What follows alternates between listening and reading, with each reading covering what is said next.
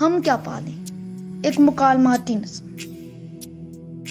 آؤ بچوں سنو کہانی، نہ کوئی راجا نہ کوئی رانی۔ ابو میرے جی میں ہے یہ، اپنے گھر میں ہم کچھ پالے۔ ابو ابو ہم کیا پالیں؟ کیا پالیں اور کیا نہ پالیں؟ کیوں نہ ہم ایک چڑیا پالیں، چھت پر جا کر دانا ڈالیں۔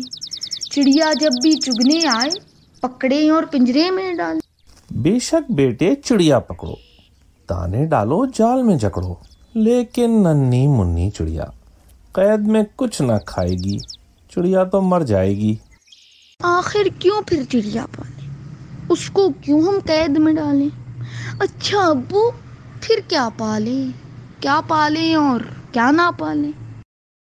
کیوں نہ ہم ایک بندر پالیں، جنگل جا کر دیکھیں بھالیں۔ کوئی چھوٹا تنہا بندر جدھر بھی دیکھیں اس کو جالیں۔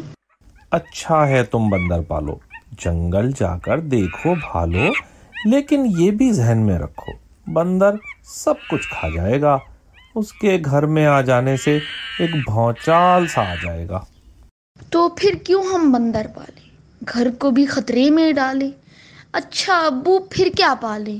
کیا پالیں اور کیا نہ پالیں؟ کیوں نہ ہم ایک ہاتھی پالیں، پیر میں اس کے بیڑی ڈالیں، کھیت سے ڈھیروں گنے لائیں، اس کو کھلائیں خود بھی کھا لیں۔ میرا بھی جی چاہے ہاتھی بن جائے ہم سب کا ساتھی، یہ بھی سوچ رہا ہوں ویسے گھر میں آئے گا وہ کیسے، سارے دروازے چھوٹے ہیں، ہاتھی صاحب تو موٹے ہیں۔